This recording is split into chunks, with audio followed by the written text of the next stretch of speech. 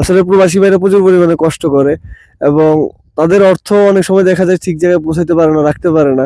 এগুলা নিয়ে আপনারা মনে করেন এখানে খুব মজা করে আমি আশা করি থাকতে পারবেন। প্রধান আকর্ষণ আলিফ ভাই, উনি এমন একজন ব্যক্তি বাংলাদেশের যিনি পায়ে হেঁটে সাইকেল চালিয়ে যে হজ করতে গেছেন, মক্কা শরীফ আল্লাহর ঘর তাওয়াফ করেছেন, আল্লাহর ঘর দেখে আসছেন। তো তিনাকে আমরা কাছে পেয়ে অনেক খুশি আলহামদুলিল্লাহ, এবং আশা করি যে আলিফ ভাই এই উপলক্ষে কিছু কথা বলবেন ইনশাআল্লাহ। আসসালামু আলাইকুম।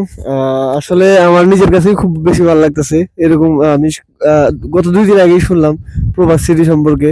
আসলে প্রবাসী ভাইরা প্রচুর পরিমাণে কষ্ট করে এবং তাদের অর্থ অনেক সময় দেখা যায় ঠিক জায়গায় পৌঁছাইতে পারে না, রাখতে পারে না। প্রবাসীদের টাকাটা অনেকে ঘর করতে চায় বা ফ্ল্যাট কিনতে চায়। এখন এখানে দেখেন যে প্রবাস সিটি, আমার মনে হয় এখানে অধিকাংশ মানুষ সবাই মনে হয় প্রবাসী হবে। এখানে যদি আপনারা থাকেন তাহলে আপনাদের একটা সবচেয়ে ভালো যে দিকটা হইতে পারে, এখানে সকল পৃথিবীর বিভিন্ন দেশের প্রবাসী থাকবে।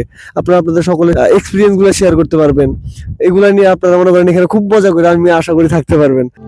প্রবাসীদের জন্য নির্মাণ হচ্ছে দেশের প্রথম স্মার্ট সিটি, যেখানে থাকছে স্কুল, মসজিদ, হাসপাতাল, সুইমিং পুল, হেলিপ্যাড, পাঠাগার, জিম, সুপারমার্কেট, শিশু পার্ক সহ সকল নাগরিক সুবিধা।